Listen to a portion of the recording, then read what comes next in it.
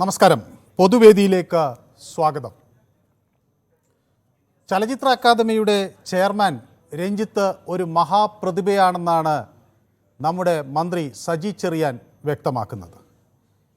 ഇത്തരം ആളുകൾ ഏതു മേഖലയിലാണ് അവരുടെ പ്രാഗൽഭ്യം തെളിയിച്ചിട്ടുള്ളത് എന്ന വിവരങ്ങൾ പുറത്തു വരികയാണ്. രഞ്ജിത്തിൻ്റെ രാജിക്ക് മുഖ്യമന്ത്രി ആവശ്യം ഉന്നയിച്ചു എന്നാണ് വാർത്തകൾ പുറത്തു വരുന്നത്. ഏതായാലും രാജി കൊണ്ട് ഈ പ്രശ്നം പരിഹരിക്കാൻ കഴിയുമോ എന്നാണ് പൊതുവേദി ഇന്ന് ചർച്ച ചെയ്യുന്നത്. എല്ലാവർക്കും പൊതുവേദിയിലേക്ക് സ്വാഗതം.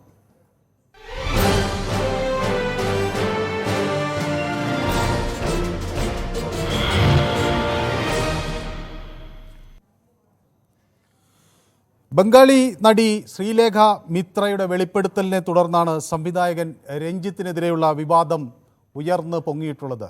നടി വളരെ വിശദമായാണ് ഈ വിഷയങ്ങൾ പുറത്തുവിടുന്നത്. 2009-10 കാലഘട്ടത്തിൽ രഞ്ജിത്ത് സംവിധാനം ചെയ്ത പാലേരി മാണിക്യം സിനിമയിൽ അഭിനയിക്കാൻ എത്തിയപ്പോഴാണ് മോശം അനുഭവമുണ്ടായത് എന്നാണ് അവർ വ്യക്തമാക്കുന്നത്. അതേസമയം താൻ നിരപരാധിയാണ് എന്ന നിലപാട് രഞ്ജിത്ത് ആവർത്തിക്കുകയും ചെയ്യുന്നുണ്ട്. ഏതായാലും ഇത്രയൊക്കെ വിവാദമുണ്ടായതിന് ശേഷം അവരുടെ പരാതി കൊണ്ട് മുന്നോട്ട് പോകാൻ തയ്യാറാണ് എന്ന സർക്കാരിൽ നിന്ന് ഉള്ള സൂചനകളും വ്യക്തമാകുന്നു. ഏതായാലും രഞ്ജിത്തിന് എങ്ങനെ ഇത്രയൊക്കെ പരാതി ഉണ്ടായിട്ടും ബോർഡ് വെച്ച കാറിൽ വീണ്ടും മുന്നോട്ട് പോകാൻ കഴിഞ്ഞു എന്നതാണ് കേരളം ആശ്ചര്യത്തോടെ ഉറ്റുനോക്കുന്നത്. സ്വന്തം റിസോർട്ടിൽ പോയി ഇതുപോലെ ഒരു കാറിൽ തൻ്റെ ബോർഡുമായി അവിടെ ചെന്നിറങ്ങി ഒരു സുഖവാസ കേന്ദ്രത്തിൽ അങ്ങനെ ഒളിച്ചിരിക്കാൻ എത്രനാൾ ഇത്തരം ആളുകൾക്ക് കഴിയും എന്ന ചോദ്യവും ഉയരുകയാണ്. ഏതായാലും ബംഗാളി നടിക്ക് പൂർണ്ണ പിന്തുണ നൽകും എന്ന് മന്ത്രി വീണ ജോർജും വ്യക്തമാക്കുന്നു. ആരോപണത്തിൻ്റെ നിജസ്ഥിതി പരിശോധിക്കുമെന്ന് മന്ത്രി ആർ ബിന്ദുവും പ്രതികരിക്കുന്നു. രേഖാമൂലം പരാതി ലഭിക്കാതെ രഞ്ജിത്തിനെതിരെ നടപടി ഉണ്ടാകില്ല എന്നാണ് ആദ്യഘട്ടത്തിൽ വ്യക്തമാക്കി സജി ചെറിയാൻ വ്യക്തമാക്കിയത്. എന്നാൽ അത് വലിയ പ്രതിഷേധങ്ങൾക്കാണ് വഴിവെച്ചത്. സർക്കാർ രഞ്ജിത്തിനെ സഹായിക്കുന്നു, രക്ഷിക്കാൻ ശ്രമിക്കുന്നു എന്ന ആരോപണങ്ങൾ അങ്ങനെ ശക്തമായി ഉയരുകയും ചെയ്തു. അപ്പോൾ ആണ് ഈ പരാതിയെ സംബന്ധിച്ചുള്ള പരാതി പറഞ്ഞതിന്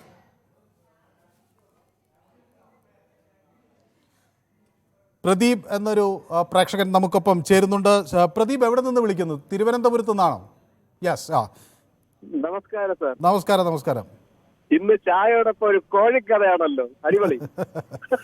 ഇതുപോലുള്ള സാംസ്കാരിക നായകന്മാരുണ്ടായാൽ നമ്മുടെ കേരളത്തിന്റെ സാംസ്കാരിക രംഗം എങ്ങനെ ആകും എന്നതാണ് ഞാൻ അതിശയിക്കുന്നത്. ഈ കോഴി രഞ്ജിത്തിനെ കുറിച്ച് 2 വാക്ക് പറയാം. മലയാള സിനിമ കണ്ടതിൽ ഏറ്റവും വൃത്തികെട്ട അറിയാവുന്ന ഒരു വ്യക്തി, അതായത് ഈ ഞാൻ കണ്ടിട്ടുള്ളതിൽ ഞാൻ വ്യക്തിപരമായി എനിക്ക് അറിയുമോ എന്നുള്ളതിനുപരിയായി എനിക്ക് വ്യക്തിപരമായിട്ട് അറിയുമോ അദ്ദേഹത്തെ. പക്ഷെ വാർത്തകളിലും പത്രങ്ങളിലും സോഷ്യൽ മീഡിയയിലും ഞാൻ മനസ്സിലാക്കിയെടുത്തോളം ഇത്രയ്ക്ക് ഒരു നാണം കെട്ട ഒരു കോഴി രഞ്ജിത്ത്, അന്തംകമ്മി കോഴി രഞ്ജിത്ത് മലയാള സിനിമാ ചരിത്രത്തിലില്ല.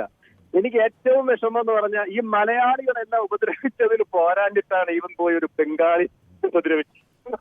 എനിക്ക് ചിരി വരുന്നു. കാര്യം എന്താണെന്നറിയോ? ഇതൊരു നമ്മുടെ സംസ്കാരത്തെ ഇന്ത്യയിൽ ഒട്ടാകെ നിങ്ങൾ നോക്കൂ. ഇപ്പൊ ഞാൻ ഈ രഞ്ജിത്ത് എന്ന ഈ വിധി കാരണം, അല്ലെങ്കിൽ വിധി എന്ന് വിളിക്കുന്നതിന് കുറച്ചുകൂടെ മാന്യതയുണ്ട്. ഇതുപോലുള്ള ആളുകൾ കാരണം മലയാള സിനിമയെ പറ്റി വലിയ മതിപ്പോടെ നോക്കിക്കണ്ട ഇന്ത്യയിലെ മറ്റ് സാംസ്കാരിക പ്രതലങ്ങൾ ഇപ്പോൾ നമ്മളെ അവജ്ഞയോടുകൂടിയായിരിക്കും നോക്കുന്നത്, അല്ലേ? ഇയാളൊക്കെയാണോ ഇവിടെ സിനിമ നയിക്കുന്നത് എന്ന തോന്നലാണ് ഉണ്ടാകുന്നത്. ഈ ബംഗാളികൾക്ക് നമ്മളെക്കാളും സംസ്കാരമുള്ളവരാണ്. നമ്മൾ ഈ ബംഗാളി നിസ്സാരമായിട്ട് അവരെ തള്ളിക്കള ഈ കമ്മ്യൂണിസം 35 വർഷം ഭരിച്ചത് കൊണ്ടാണ് അവരിന്ന് ബറോട്ട അടിക്കാനും കല്ലുകാരും കേരളത്തിൽ വന്ന് നിൽക്കുന്നത്. സംസ്കാരമായി കേരളത്തെക്കാൾ ഒരുപാട് മുന്നോട്ട് നിൽക്കുകയാണ് ഈ ബംഗാളികള്. ആ കലാപരമായിട്ടും ഒരു കാലഘട്ടങ്ങളിൽ മലയാള സിനിമ നമ്മൾ നോക്കിക്കഴിഞ്ഞാൽ നാഷണൽ അവാർഡ് ഏറ്റവും കൂടുതൽ വാങ്ങിക്കൊണ്ടിരുന്നത് ബംഗാളി മൂവികളാണ്. കാരണം അത്രയ്ക്കധികം മൂല്യമുള്ള സിനിമകളാണ് അവർ ക്രിയേറ്റ് ചെയ്തുകൊണ്ടിരുന്നത്. ഈ നടി എന്ന് പറയുന്ന വ്യക്തി അവിടുത്തെ ഒരു നമ്പർ 1 ആർട്ട് മൂവികൾ അഭിനയിച്ച് പ്രഗത്ഭരായ ഒരു വ്യക്തിയാണ് ഇവര്. പിന്നെ അവരെ ഇവിടെ കൊണ്ടുവന്ന് ഇവന്റെ ഈ തോന്നിയവാസം കാണിക്കുമ്പോൾ അവിടുത്തെ ജനങ്ങൾ മലയാളിയുടെ മുഖത്ത് കാറിത്തുപ്പും. എനിക്ക് ബംഗാളികളുമായി ബന്ധമുണ്ട്. അവര് ചോദിക്കുന്നതാണ്, നിങ്ങൾ എവിടെ പരിപാടി അവതരിപ്പിച്ചാലും നാറുന്നുവല്ലോ, എന്തുകൊണ്ട് ഭായ ക്യാ ഹോ ഗയാ ആപ്കോ? ഇതാണ് ചോദിക്കുന്നത്. കാരണം നാറിപ്പോയി. Yes. ഞങ്ങൾക്ക് ബന്ധമുള്ളവരോടൊന്നും see, I മറുപടി have പറയാൻ been പറ്റാത്ത സാഹചര്യമാണ്. ഏതായാലും മറ്റൊരു പ്രേക്ഷകൻ കൂടി കാത്തു നിൽക്കുന്നത് കൊണ്ടാണ് ഇത്തരം ആളുകൾക്ക് നേരെയുള്ള കാർക്കിച്ചു തുപ്പലുകളാണ് മറ്റു സംസ്ഥാനങ്ങളിൽ നിന്ന് നടികളുടെ ഭാഗത്തു നിന്ന് വരുന്നത്. അത് പതിക്കുന്നത് മലയാള സിനിമയുടെ മുഖത്തുകൂടിയാണ് എന്നോർക്കാൻ ഇവിടെ ഇരിക്കുന്ന ആളുകൾ തയ്യാറാകണം. ദാസൻ കണ്ണൂരിൽ നിന്ന് വിളിക്കുന്നു. ശ്രീ ദാസൻ, ഇത് വൈകുന്നത് എന്തുകൊണ്ടാണ് ഈ മനുഷ്യന്റെ രാജി? ഇയാള് ഇന്നലത്തെ രാജിവെക്കേണ്ടയാള് ഇയാളൊക്കെ ഒന്നാമത് നമ്മളെ പൊതുസമൂഹം കുറ്റക്കാർ. ഇവരൊക്കെ ഈ സാറേ എന്നുള്ള വിളി, നമ്മൾ ഇവരൊക്കെ കുറെ ആൾക്കാരാ ഈ സാറേ എന്നുള്ള വിളി തന്നെ നമ്മൾ ആദ്യം നിർത്തണം. ഇവരൊക്കെയാണ് നമ്മൾ സാറേ എന്ന് വിളിക്കുന്നത്. നിങ്ങൾ നോക്കൂ, ഇപ്പൊ മനുവിന്റെ ഈ പൊതുവേദി പരിപാടിയിൽ ഇപ്പൊ മനുവും കിരൺ ബാബു അങ്ങനെ ഈ പരിപാടി നിങ്ങൾ നോക്കോ, ചില ഈ ആൾക്കാർക്ക് വെറുതെ നീ സാറേ താഴെ കാണാൻ വിളിക്കുക. സാർ കേൾക്കാമോ ഈ തരത്തിൽ ആൾക്കാർ സാറേ എന്ന് വിളിച്ച് ഇവനൊക്കെ ഇങ്ങനെ ഉയർത്തിക്കൊണ്ടിരുന്നു. ഞാൻ പറയുന്നത് ഇയാൾ കൃത്യമായിട്ട് നിയമ നടപടിക്ക് വിധേയരാകണം. ആ കുട്ടി പറഞ്ഞ് ശരിയാവുന്ന ഇന്നും കൂടി ആവർത്തിച്ചു. കുട്ടിയല്ല, സ്ത്രീയാണ്.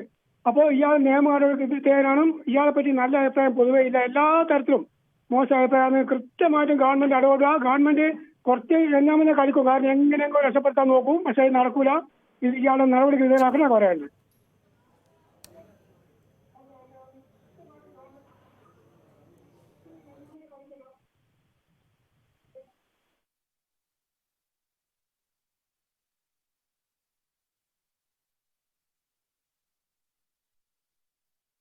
ഉയർത്തിയ ലൈംഗിക ആരോപണ വിവാദങ്ങൾ ചലച്ചിത്ര അക്കാദമി ചെയർമാനെ പിടിച്ചു കുലുക്കിയിരിക്കുന്നു. കേരളം തന്നെ വളരെ അധികം നാണക്കേടോടുകൂടിയാണ് ഇത്തരം വിഷയം ചർച്ച ചെയ്യുന്നത്. രഞ്ജിത്ത് വയനാട്ടിലെ സ്വന്തം റിസോർട്ടിലെത്തി, ഔദ്യോഗിക വാഹനത്തിൽ എന്നാണ് വിവരം. റിസോർട്ടിൽ അവിടെ അദ്ദേഹം വിവാദങ്ങളോട് പ്രതികരിക്കാൻ തയ്യാറായില്ല.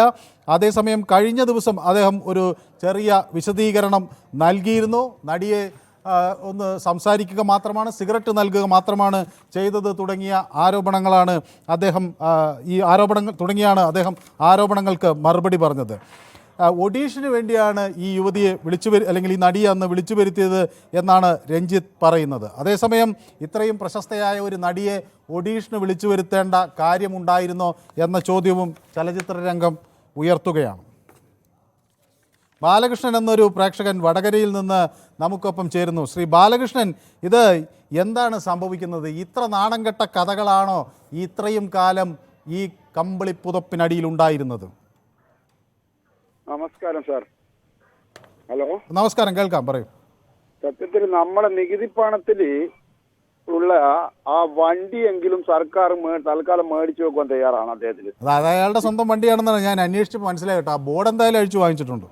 ബോർഡ് അഴിച്ചു മാറ്റിയിട്ടില്ലെങ്കിൽ അഴിച്ചു മാറ്റിക്കണം. പബ്ലിക് ഇറങ്ങിയിട്ട്, പൊതുവിൽ ഇറങ്ങിയിട്ട് അഴിച്ചു മാറ്റിക്കണം. അത് ചോദിക്കുന്നത് വെച്ചാല് നിയമം കയ്യിലെടുക്കുന്ന ചോദ്യം വേണ്ട. പിന്നെ കേരളത്തിലെ സാംസ്കാരിക നായകന്മാരുടെ വിലയും നിലയെല്ലാം നമുക്ക് അറിയാവുന്നതാണല്ലോ സാർ. കേരളത്തില് പല സംഭവങ്ങളും, പല ദാരുണമായ സംഭവങ്ങളും ഉണ്ടായാൽ അവർ പ്രതികരിക്കാറില്ല. നേരെ മറിച്ച് മറ്റ് സംസ്ഥാനങ്ങളില്ലാതെ അവർ വാദോരാതെ. അല്ല, അതൊക്കെ ആ കാലമൊക്കെ കഴിഞ്ഞെന്നാണ് എനിക്ക് തോന്നുന്നത് ശ്രീ ബാലകൃഷ്ണൻ. ഇപ്പൊ കുറെ ചലച്ചിത്ര രംഗത്തുള്ള ആളുകൾ അവരുടെ പ്രതികരണവുമായി രംഗത്ത് വന്നു. ഞാനിപ്പോൾ കഴിഞ്ഞ ദിവസം യൂട്യൂബിൽ ജുബിത എന്നൊരു ചലച്ചിത്ര രംഗവുമായി ബന്ധപ്പെട്ട് പ്രവർത്തിക്കുന്ന ഒരു സ്ത്രീയുടെ പ്രതികരണങ്ങൾ കണ്ടു. എന്തൊക്കെ അനുഭവങ്ങളാണ് അവർ നേരിട്ടത് എന്ന് മനസ്സിലാക്കുമ്പോൾ. അതുപോലെ ദിവ്യയുടെ പ്രതികരണങ്ങൾ വന്നു. അസ്നിയ എന്നൊരു ജൂനിയർ ആർട്ടിസ്റ്റ്, അവരുടെ പ്രതികരണങ്ങൾ വന്നു. ഈ സർക്കാർ ഇനിയും കൈയും കെട്ടി നോക്കി നിൽക്കുന്നത് എന്തിനാണെന്നാണ് എനിക്ക് മനസ്സിലാകാത്തത്. ഇതുപോലുള്ള സാർ, സർക്കാരിന് കൈയും കെട്ടി നോക്കിയിരിക്കാതിരിക്കാൻ പറ്റില്ല സാർ. ഇവർക്ക് അനുകൂലമായി ശബ്ദിക്കുന്നവരാണ് ഇവരൊക്കെ. സാംസ്കാരിക നായകന്മാരും സിനിമാ പ്രവർത്തകരും. ഇതുപോലുള്ള സാംസ്കാരിക നായകന്മാരുണ്ടായാൽ നമ്മുടെ സാംസ്കാരിക ദുരവസ്ഥ എത്ര പരിതാപകരമായിരിക്കുമെന്നാണ് ഞാൻ ആലോചിക്കുന്നത്. അതിൽ മറ്റൊരു പ്രേക്ഷകൻ കൂടി ഒരു സെക്കൻഡ് സർ. ഹലോ, ഒരു സെക്കൻഡ്. എനിക്ക് ഒരു കാര്യത്തില് അല്പം സന്തോഷം തോന്നുന്നുണ്ട്. ബഹുമാന്യനായ കേന്ദ്ര സഹമന്ത്രി സുരേഷ് ഗോപി ഈ പ്രശ്നത്തിൽ ഉണ്ടായിരിക്കാൻ സാധ്യതയില്ല എന്ന് ഞാൻ പ്രതീക്ഷിക്കുന്നു. കാരണം ഉണ്ടെങ്കിൽ ഇവിടെ ഒരു കോലാഹലമായിരുന്നു. അല്ല, അദ്ദേഹത്തെ പോലുള്ള ആളുകൾ മുന്നോട്ട് വന്ന് പറയാൻ തയ്യാറാകണം. ഇതിലെ ആളുകളുടെ പേര് പുറത്തുവിടാൻ. അതാ ഞാൻ പ്രതീക്ഷിക്കുന്നത്. അല്ലാതെ മാറി നിൽക്കുകയല്ല വേണ്ടത്. സുഹൃത്തുക്കളൊക്കെ മാറിയൊന്നും ആയിരിക്കാം, വന്ന് പറയണം നിൽക്കില്ല, ഇതുപോലുള്ള ആളുകൾ അദ്ദേഹം ആരൊക്കെയാണ്, ഞാൻ വളരെ ആരുടെയും അദ്ദേഹം വാതിൽ വളരെ മുട്ടിയിട്ടില്ല, മുട്ടിയവരുടെ പേരൊക്കെ പുറത്തു വരട്ടെ എന്ന് സധൈര്യം പറയണം. അമ്മയോട് ഞങ്ങൾ ചോദിച്ചു ഈ ആളുകൾക്കെതിരെ നിയമ നടപടിയെടുക്കാൻ അല്ലെങ്കിൽ ഇവരുടെ പേരുകൾ പുറത്തു വിടണമെന്ന ആവശ്യം അമ്മ മുന്നോട്ട് വെക്കുമോ എന്ന് ചോദിച്ചപ്പോൾ മിണ്ടാട്ടമില്ല, ഉറക്കം നടിക്കുകയാണ്. ഏതായാലും വളരെ നന്ദി. റഷീദ് എന്നൊരു പ്രേക്ഷകൻ കൊയിലാണ്ടിയിൽ നിന്നാണ് നമുക്കൊപ്പം ചേരുന്നത്. ശ്രീ റഷീദ്, ഇത് എന്തിൻ്റെ സൂചനയാണ്? ഈ സാംസ്കാരിക രംഗത്ത് എന്തുമാകാം, ആരും തങ്ങളെ ചോദിക്കില്ല, തങ്ങൾക്കൊന്നും ഭയക്കാനില്ല എന്ന ഒരു നിലപാടുണ്ടോ? സാംസ്കാരിക കേരളം ലജ്ജിച്ച് തലതാഴ്ത്തുന്ന രീതിയിലേക്കാണ് കാര്യങ്ങൾ വന്നുകൊണ്ടിരിക്കുന്നത്. ജസ്റ്റിസ് ഹേമ കമ്മീഷൻ റിപ്പോർട്ട് ചരിത്ര മേഖലയിലെ നടന്നുകൊണ്ടിരിക്കുന്ന അസമത്വങ്ങളും സ്ത്രീ പീഡനങ്ങളും സ്ത്രീകളുടെ ഉപദ്രവവും ഒക്കെ തുറന്ന് കാണിക്കുന്ന ഒരു റിപ്പോർട്ടാണ് സമർപ്പിച്ചിരിക്കുന്നത്. എന്തുകൊണ്ട് ഈ 4.5 വർഷം ഈ റിപ്പോർട്ട് പൂഴ്ത്തിവെച്ചു എന്ന് നമ്മളൊന്ന് ആലോചിക്കേണ്ടതുണ്ട്. ഗവൺമെന്റ് പലരെയും സംരക്ഷിക്കുന്നുണ്ടോ, സംരക്ഷിക്കാൻ തുനിയുന്നുണ്ടോ എന്ന രൂപത്തിൽ നമുക്ക് നോക്കും, ആ രീതിയിലും മനസ്സിലാക്കാവുന്നതേ ഉള്ളൂ. ഏതായാലും എല്ലാവരും രംഗത്തെത്തിയ സ്ഥിതിക്ക് ഇനി ഇത് അധികകാലം പൂർത്തിവെക്കാൻ കഴിയില്ല എന്നാണ് ഞാൻ വിചാരിക്കുന്നത്. മറ്റൊരു പ്രേക്ഷകൻ കൂടി ചേരുന്നതുകൊണ്ടാണ്. അജയ്കുമാർ എന്നൊരു പ്രേക്ഷകൻ ചങ്ങനാശ്ശേരിയിൽ നിന്ന് വിളിക്കുന്നു. ശ്രീ അജയ്കുമാർ, ഈ രാജി കൊണ്ട് ഈ പ്രശ്നങ്ങൾ തീരുമോ? ഒരു രാജി കൊണ്ട് മാത്രം പരിഹരിക്കാവുന്നതാണോ ഈ പ്രശ്നം? ഒരിക്കലും ഇതൊരു രാജി കൊണ്ട് തീരേണ്ട പ്രശ്നമല്ല. പക്ഷെ ഇത് അതുകൊണ്ട് അങ്ങനെ തന്നെ തീർക്കുമെന്ന് ആണ് എന്റെ വിശ്വാസം. കാരണം നാളിതുവരെ ഇവിടെ കണ്ടിട്ടുള്ളത് അങ്ങനെയാണ്. ഇവിടെ സ്ത്രീകൾക്ക് ഇവിടെ എവിടെയാണ് നമുക്ക് അവരർഹിക്കുന്ന രീതിയിലുള്ള ജസ്റ്റിസ് കിട്ടിയിട്ടുള്ളത്? വാളയാർ പെൺകുട്ടി തൊട്ട് ഇങ്ങോട്ട് നോക്കിക്കഴിഞ്ഞാൽ ഈ അവസാനത്തെ ഈ സംഭവം വരെ നമ്മൾ നോക്കിക്കഴിഞ്ഞാൽ നമുക്കത് മനസ്സിലാകും. ഇപ്പൊ ഞാൻ പെട്ടെന്ന് ഒരു 2018 MJ അക്ബർ എന്ന് പറയുന്ന ഏറ്റവും വലിയ ഇന്ത്യയിലെ പ്രതിഭാതനായ ഒരു പത്രപ്രവർത്തകന്റെ പേരിൽ ഒരു ആരോപണം വന്നപ്പോൾ അദ്ദേഹം മന്ത്രിസഭയിൽ നിന്ന് രാജിവെച്ചിറങ്ങിപ്പോയി. അദ്ദേഹം രാജിവെച്ച് കഴിഞ്ഞപ്പോൾ അദ്ദേഹത്തിനെ അറസ്റ്റ് ചെയ്യണമെന്നും പറഞ്ഞുകൊണ്ട് ഡൽഹിയിൽ വലിയ ജാഥ നടത്തുകയാണ് വൃന്ദ കാരാട്ടും അനി രാജയും ഒക്കെ സഖാക്ക്. അനിരാജ ഇപ്പോഴും പ്രതികരിച്ചിട്ടുണ്ട് കേട്ടോ. വൃന്ദ കാരാട്ടിന്റെ പ്രതികരണമാണ് ഞാൻ കാതോർത്തിരിക്കുന്നത്. അവര് ഭരണത്തിന്റെ ഭാഗമാണ്. ഇതുവരെ രഞ്ജിത്ത് രാജിവെച്ചിട്ട് രഞ്ജിത്തിനെ പുറത്താക്കണം. സാംസ്കാരിക മന്ത്രി എന്താ പറഞ്ഞത്? സാംസ്കാരിക മന്ത്രി പ്രതിഭാധനനാണെന്നാ പറയുന്നത്. ഇത്രയും പ്രതിഭാധനന്മാരെ കേരളത്തിന് താങ്ങാനാകില്ല. മറ്റൊരു പ്രേക്ഷകൻ കൂടി കാത്തു നിൽക്കുന്നതുകൊണ്ടാണ്. വളരെ നന്ദി ശ്രീ അജയ്കുമാർ. രാധാകൃഷ്ണൻ ചാത്തന്നൂർ എന്നൊരു പ്രേക്ഷകൻ കൂടി നമുക്കൊപ്പം ചേരുന്നുണ്ട്. ശ്രീ രാധാകൃഷ്ണൻ, എന്താണ് ഈ കേസിൽ സംഭവിക്കുക എന്നാണ് താങ്കൾ കരുതുന്നത്? നമ്മളൊരു കാര്യം മനസ്സിലാക്കേണ്ടതായിട്ടുണ്ട്. ഞാനും താങ്കളും അടക്കമുള്ള ഈ പൊതു സമൂഹം ഹേമ കമ്മീഷൻ റിപ്പോർട്ടിന്റെ ഉൾവശങ്ങളെ കുറിച്ച് 2 ദിവസമായി മാധ്യമങ്ങളിലും അതുപോലെ തന്നെ സോഷ്യൽ മീഡിയയിലും എല്ലാം ചർച്ച ചെയ്തുകൊണ്ടിരിക്കുകയാണ്. എന്തിനാണ് ഒരു രഞ്ജിത്തിനെ മാത്രം പറയാൻ തയ്യാറാകുന്നത്? മുഴുവൻ ആൾക്കാരെയും പറയൂ. അല്ല, മറ്റുള്ളവരുടെ പേര് പുറത്തു വന്നില്ലല്ലോ. അപ്പൊ ചോദിച്ചത് പേരില്ലായിരുന്നു നടപടിക്ക് എന്നാണ്. ആ പേര് വന്നിരിക്കുന്നു. 24 മണിക്കൂർ കഴിഞ്ഞല്ലോ പേര് വന്നിട്ട്. എന്താണ്? ഒരു രഞ്ജിത്ത് മാത്രമല്ല, ബാക്കിയുള്ള അല്ല, ആദ്യം ഓരോന്നായി തുടങ്ങാം. ആദ്യം രഞ്ജിത്ത് ചലച്ചിത്ര അക്കാദമിയുടെ ചെയർമാനിൽ നിന്ന് തന്നെ നമുക്ക് ഈ ശുദ്ധി കലശം തുടങ്ങാം. ആദ്യം പിടിക്കട്ടെ. ഞാനത് ചോദിക്കട്ടെ, താങ്കൾ പറയൂ, ഈ പ്രോഗ്രാമിന്റെ ആധാരമായിട്ടുള്ള താങ്കൾ പറയൂ, ഇതുകൊണ്ട് സിനിമ ശുദ്ധി കരുതുന്നുണ്ടോ? സിനിമ നന്നാകുമോ ഇല്ലയോ എന്നുള്ള ചോദ്യമല്ല ഒരു സ്ത്രീക്ക്. അല്ല, ഇത് ഈ ന്യായീകരണം കേൾക്കുമ്പോൾ എനിക്ക് ഓർമ്മ വരുന്നത് മറ്റേ തീവ്രത കുറഞ്ഞ പീഡനം എന്ന തരത്തിലുള്ള ഒരു പരാമർശം ഉണ്ടായിരുന്നില്ല. അതുപോലെ ഇതുകൊണ്ട് സിനിമ നന്നാകുമോ എന്നുള്ളതല്ല. ഇതൊരു സ്ത്രീക്ക് നേരിട്ടുള്ള അനീതിയാണെങ്കിൽ അതിന് ഉത്തരം പറയേണ്ടവർ ആ ഉത്തരം പറയുക വേണം. മാത്രമല്ല നടപടിയും വേണം. ഇതിലൊരു ന്യായീകരണത്തിനും രഞ്ജിത്ത് അർഹനല്ല എന്നുള്ളതാണ്. തീർച്ചയായും ന്യായീകരിക്കല്ല. മുഴുവൻ വമ്പൻ സർവങ്ങളെ 70 ഈ നമ്മുടെ പുതിയ തലമുറ കഴിഞ്ഞ നടന്മാരെ എന്നൊക്കെ വിളിക്കുന്നത്. ഈ കിളവന്മാരെ അമ്മമാരെ എല്ലാരും പോണം. അത് പക്ഷേ പേരുകൾ പുറത്തു വരുന്നതിന്റെ അടിസ്ഥാനത്തിൽ എല്ലാം വഴികൾക്കുള്ളിൽ പോകേണ്ടവരാണ്. ആദ്യമായി വന്നത് രഞ്ജിത്തിന്റെ പേരാണെങ്കിൽ ആദ്യം രഞ്ജിത്ത് പോട്ടെ, എന്നിട്ട് മറ്റുള്ളവർക്ക്. രഞ്ജിത്ത് തുടങ്ങി എല്ലാ വമ്പൻ സ്രാവുകളും പോകണം. അവർക്ക് കൊടുത്തേക്കുന്ന സർക്കാർ പരിവേഷങ്ങളെല്ലാം എടുത്തു മാറ്റണം. എല്ലാ വമ്പന്മാരുടെയും മുഖം മൂടി അടിച്ചു മാറ്റണം. സിനിമ പബ്ലിക് സർവീസ് കമ്മീഷൻ പോലെ ഒരു സർക്കാർ ഏജൻസി വഴി പെൺകുട്ടികളെ റിക്രൂട്ട് ചെയ്ത് കൊടുക്കുന്ന സുഖമായി സർക്കാർ നിയന്ത്രണത്തിലുള്ള ഒരു അതിനേക്കാളൊക്കെ നല്ല മേഖലയായിട്ട് ഈ 4 എണ്ണത്തിനെ പിടിച്ച് അകത്തിട്ടാൽ തന്നെ ഇത് തീർച്ചയായിട്ടും, ഇനി നടക്കില്ല എന്നൊരു ബോധ്യം ഇവിടുത്തെ പൊതുസമൂഹത്തിന് വരും. ഏതായാലും മറ്റൊരു പ്രേക്ഷകൻ കൂടി കാത്തു നിൽക്കുന്നത് കൊണ്ടാണ് ബാംഗ്ലൂരിൽ നിന്ന് ശ്രീ ഇന്നസെന്റ് ആണ് വിളിക്കുന്നത്. ശ്രീ ഇന്നസെന്റ്, സിനിമയിൽ ഇതൊക്കെ സാധാരണമാണ് എന്നൊരു പൊതുബോധം നാളിതുവരെ ഉണ്ടായിരുന്നു. അതുകൊണ്ട് ചലച്ചിത്ര അക്കാദമിയുടെ ചെയർമാൻ തൊട്ട് താഴെ ഈ ലൈറ്റ് ബോയ് വരെയുള്ള ആളുകൾക്ക് ഇതൊരു അവസരമായി എടുക്കാം എന്ന ഒരു തോന്നൽ ഉണ്ടായിരുന്നോ?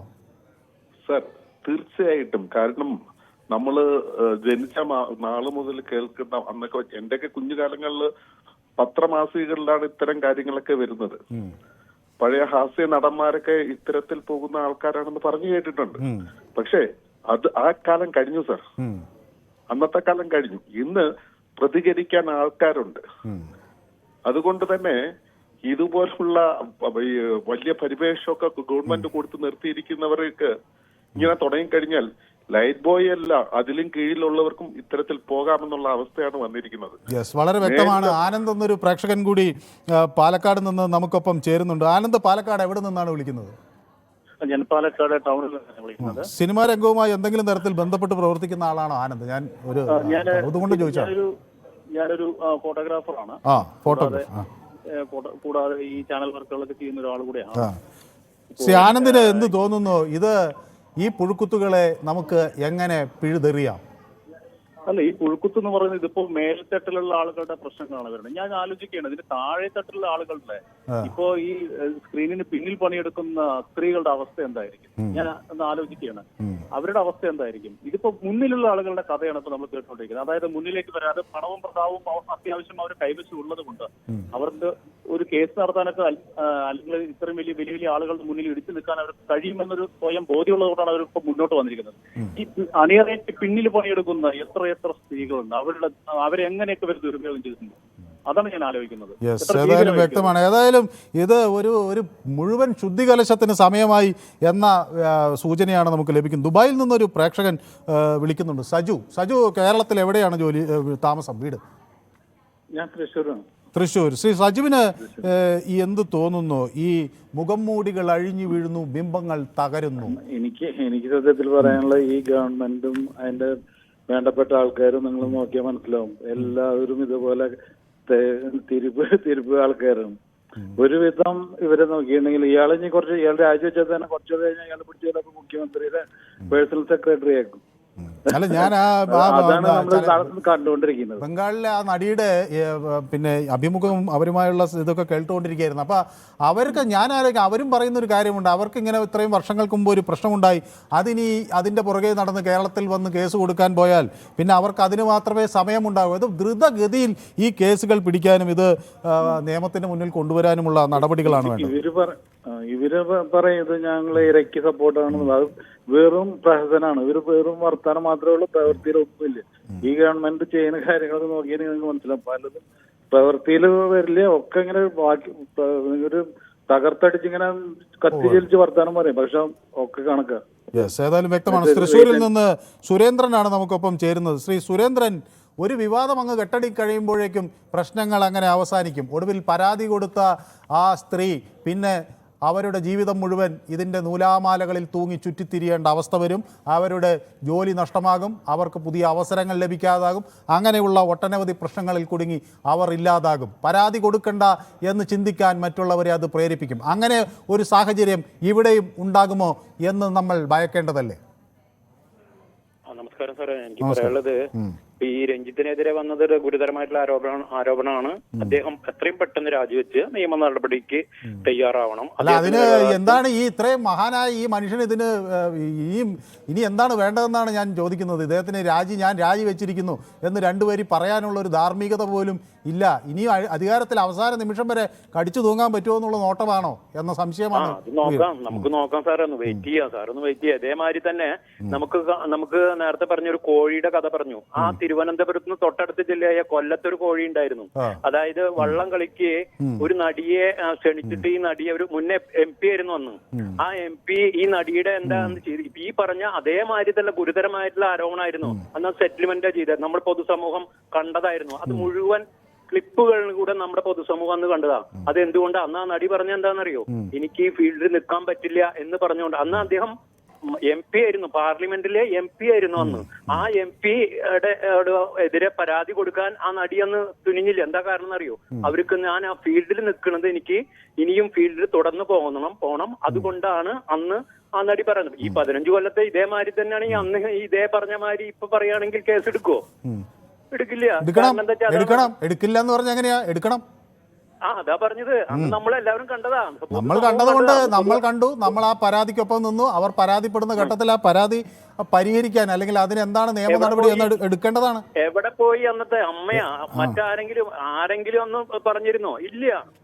അതാണ് ഇതിന്റെ പ്രത്യേകത എന്ന് പറഞ്ഞാൽ ഏതെങ്കിലും ഒരു സ്ത്രീ ഇതിനെ അല്ല, അന്ന് ആ സ്ത്രീ പേര് പറയാൻ തയ്യാറായില്ലോ. ഇപ്പൊ ഇവിടെ ഈ സ്ത്രീ പേര് പറയാൻ തയ്യാറായി വന്നിട്ടുണ്ടല്ലോ. കണ്ടതാണല്ലോ സാറേ, നമ്മള് പൊതുസമൂഹം. അല്ല, അത് ഞാൻ കണ്ടത്. ഞാൻ ആ ഈ തെറ്റിന്റെ ന്യായീകരണമാകുന്നത് എങ്ങനെയെന്നേ? അയാളെ പിടിച്ച് അന്ന് അകത്തിടണം, ഇയാളെയും പിടിച്ച് അകത്തിടണം. അതാണ് എന്റെ അഭിപ്രായം. ഞാനും ഇദ്ദേഹത്തെ പോലെയുള്ള ആൾക്കാരെ ന്യായീകരിക്കാനല്ല ഞാൻ ഇരിക്കണത്. ഞാൻ നേരത്തെ നടിയെ ആക്രമിച്ച കേസിൽ ഇന്നലെ പറഞ്ഞല്ലോ, ഞാൻ ആ കുട്ടിയുടെ ഭാഗത്താണ്. പക്ഷെ അവർ ഈ പറഞ്ഞ ആൾക്കാര് എന്തുകൊണ്ട് അന്ന് അവർക്ക് സപ്പോർട്ട് ചെയ്തെങ്കിൽ ഇന്നലെ ഞാൻ പറഞ്ഞു. അല്ല, അവരത് ചെയ്തെങ്കിൽ നമ്മൾ മാറി ചിന്തിക്കല്ലേ വേണ്ടത്? ഒരു കാലഘട്ടത്തിൽ അങ്ങനെ ചെയ്തു, അതുകൊണ്ട് ഞങ്ങൾക്കും ഇത് ചെയ്യാം എന്ന് പറയുന്നതിന്റെ ന്യായീകരണമൊന്നും എനിക്കൊരു രാഷ്ട്രീയ പ്രസ്ഥാനവും പാർട്ടിയൊന്നുമില്ല. എല്ലാവരും ഇത് തെറ്റ് ചെയ്താൽ കുറ്റക്കാർ അവരെ പിടിച്ചകത്തിടണം. ഇന്ന് പിടിച്ചകത്തിടാലോ. വ്യക്തമായിട്ടുള്ള രാഷ്ട്രീയമുണ്ട്, എല്ലാവർക്കും പറയുന്ന ആൾക്കാർക്ക് രാഷ്ട്രീയമുണ്ട്. എന്റെ രാഷ്ട്രീയം എന്തോ ആയിക്കോട്ടെ, പക്ഷേ ഞാൻ ഇവിടെ രാഷ്ട്രീയമല്ലല്ലോ ചർച്ച ചെയ്യുന്നത്. ഇവിടെ എന്റെ നിലപാടല്ലേ ചർച്ച ചെയ്യുന്നത്. ഈ നിലപാടിൽ എനിക്ക് ഒറ്റ നിലപാടേ ഉള്ളൂ. ഈ പൊതുവേദി എന്ന ഈ പരിപാടിക്ക് ഒറ്റ നിലപാടേ ഉള്ളൂ. അത് ഇന്ന രാഷ്ട്രീയക്കാരൻ ചെയ്താൽ അതിന് മുൻപ് ചെയ്തിട്ടുണ്ടല്ലോ എന്നൊന്നും ഞങ്ങൾ അന്വേഷിക്കുന്നില്ല. അത് ചെയ്തിട്ടുണ്ടെങ്കിൽ അതിന്റെ കാര്യമുണ്ടെങ്കിൽ അകത്ത് പോകണം. ഇത് അകത്ത് പോകണം. ഒരു നിമിഷം പോലും ഈ വൃത്തികെട്ട മനുഷ്യന് കേരളത്തിന്റെ നികുതിപ്പണം പിടിപറ്റിക്കൊണ്ട് ഇതുപോലൊരു കസേലയിൽ ഇനി ഞെളിഞ്ഞിരിക്കാൻ പറ്റില്ല. ഇത് കേരളത്തിന് നാണക്കേടാണ്. ഇത് ഈ കേരളത്തിന്റെ അധികാര കേന്ദ്രങ്ങളിൽ ഇരിക്കുന്നവർ കേൾക്കേണ്ട കാര്യമാണ്. ഈ ഒരു നിമിഷം പോലും ഇതുപോലൊരു വൃത്തികെട്ടവനെ നമ്മുടെ സാംസ്കാരിക പ്രതലത്തിന്റെ തലപ്പത്തിരിക്കാൻ അത് നാണക്കേട് ഈ നാട്ടിന് മാത്രമല്ല, കേരളം മലയാള സിനിമ നാളിതുവരെ നേടിയ എല്ലാ നേട്ടങ്ങളെയും തച്ചുടയ്ക്കുന്ന തരത്തിലുള്ള ഒരാളാണ് അതിന്റെ തലപ്പത്തിരിക്കുന്നത്. ഒരർഹതയും അയാൾ അർഹിക്കുന്നില്ല. മുമ്പൊരാളെ പിടികൂടിയില്ല എന്നുള്ളത് കൊണ്ട് ഇയാൾക്കെതിരെ നടപടിയെടുക്കാതിരിക്കാൻ ഒരു ന്യായീകരണം ഇവിടെ ഇല്ല. മറ്റൊരു പ്രേക്ഷകൻ ദുബായിൽ നിന്ന് വിളിക്കുന്നതുകൊണ്ടാണ്. ഷാജി അബൂബക്കർ ദുബായിൽ നിന്നാണ് നമുക്കൊപ്പം ചേരുന്നത്. ശ്രീ ഷാലി എന്ത് കരുതുന്നു? ഇതുപോലുള്ള ആളുകളാണോ നമ്മുടെ സിനിമയെ നയിക്കേണ്ടത്? ഞാൻ ഇതിലൊരു കാര്യം പറയട്ടെ. ഇതിൽ വെറും രാഷ്ട്രീയം പറയണം എല്ലാവരും. ഇതിൽ രാഷ്ട്രീയമല്ല വേണ്ടത്. പൊതുസമൂഹം എന്ന് പറയുന്നത്, സിനിമ എന്ന് പറയുന്നത് 80-കളിലും 90-കളിലൊക്കെ സ്ത്രീകളുടെ ഏറ്റവും കൂടുതൽ ചൂഷണം ചെയ്തിരുന്ന മേഖലയാണ് സിനിമാ മേഖല. അന്ന് പൊതുസമൂഹത്ത് സ്ത്രീകൾക്ക് പുറത്തിറങ്ങി നടക്കാൻ പറ്റാത്ത ഒരു കാലഘട്ടം, സ്ത്രീ വളരെയധികം പൊതിഞ്ഞ് ഒരു കാരണവശാലും ഒരു നിയമങ്ങളും ഇല്ലാത്തൊരു കാലഘട്ടത്തായിരുന്നു അന്ന് സിനിമ നടന്നത്. ഇന്ന് അങ്ങനെയല്ല. 8 സെക്കൻഡ് ഒരു സ്ത്രീയുടെ മുഖത്ത് നോക്കിയാൽ പോലീസ് കേസ് ഉണ്ടോ? സ്ത്രീ പരാതിപ്പെട്ടാൽ ഉണ്ടാകണം. സ്ത്രീ പരാതിപ്പെട്ട അങ്ങനെയാണെങ്കിൽ സിനിമാ നടിക്ക് വേറൊരു ഇതുണ്ടോ? സിനിമാ നടികൾക്കുണ്ടോ? വേറൊരു ആൾക്കാർക്ക് നിയമമുണ്ടോ ഈ രാജ്യത്ത്? ഇല്ല, എല്ലാവർക്കും ഒരു നിയമം തന്നെ. അവർക്ക് അത് ബുദ്ധിമുട്ടുള്ള ഒരു പരാതി ഉണ്ടെങ്കിൽ ഹേമ കമ്മിറ്റിയുടെ മുന്നിൽ പോയി പറയാതെ ഇവിടെ പോലീസ് സ്റ്റേഷനില്ലേ, ഇവിടെ നിയമല്ലേ, കോടതിയില്ലേ? അതുകൊണ്ട് ഒരു സിനിമ അപ്പൊ അവർക്കൊന്ന് പോയി നേരിട്ട് പറഞ്ഞാൽ പോരെ? അല്ല, ഒരു സ്ത്രീയുടെ ആ ദൗർബല്യത്തെ എന്നാൽ പിന്നെ അതൊരു വലിയ ന്യായീകരണമായി അല്ല ഞാൻ ചോദിക്കുന്നത്. അങ്ങനെ പോയി ഒരു സ്ത്രീ വന്ന് പറയണം, ഇതാ എന്നെ ഇങ്ങനെ ചെയ്തിരിക്കുന്നു എന്ന്. അത് കേട്ട് ഗോൾമയിർ കൊള്ളാൻ കഴിയാത്തതിന്റെ ദുരവസ്ഥ പല ആളുകളും വേദനയോടെ പറയുന്നുണ്ട്. പക്ഷെ പറഞ്ഞല്ലോ, ഈ പറഞ്ഞവർക്കെതിരെ എന്ത് നടപടി? അതാണ് എന്റെ ചോദ്യം.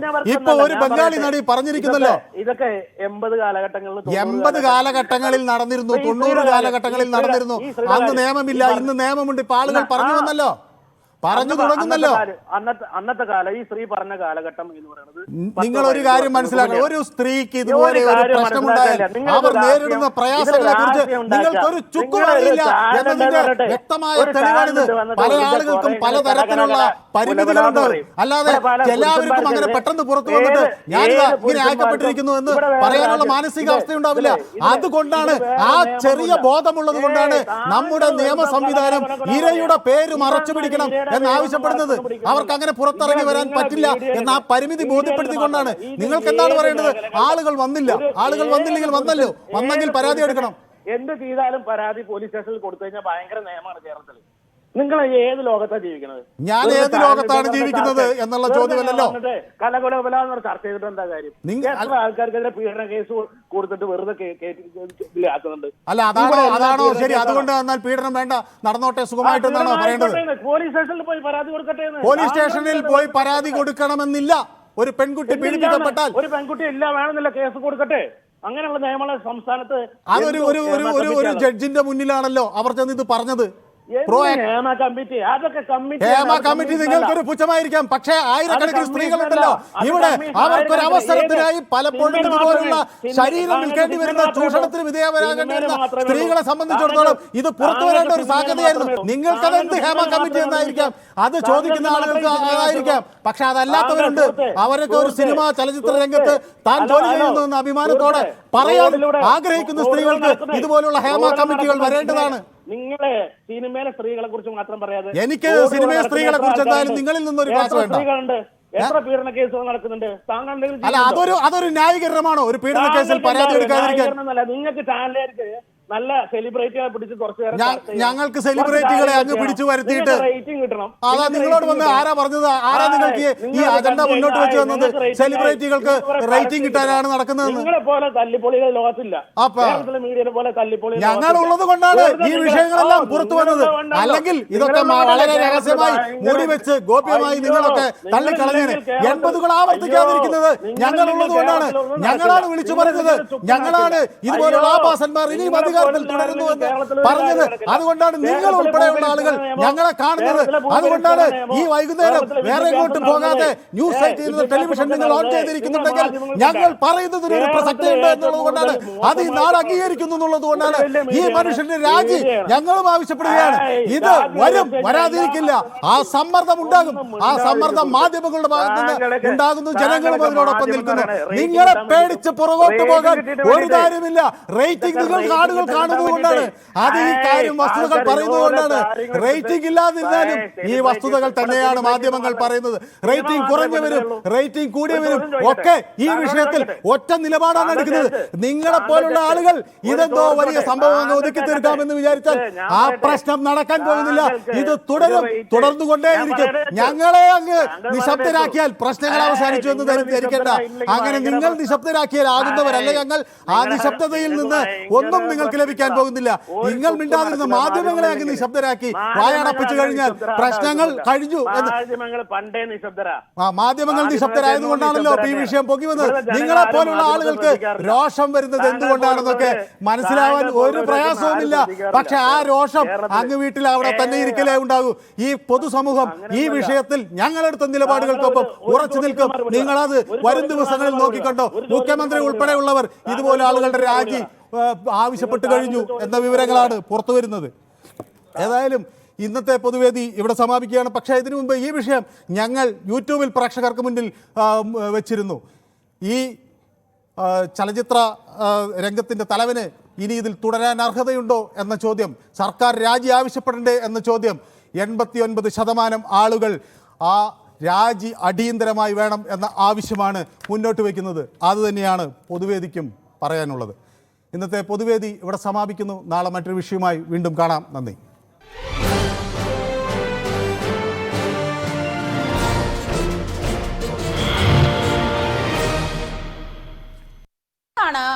രഞ്ജിത്ത്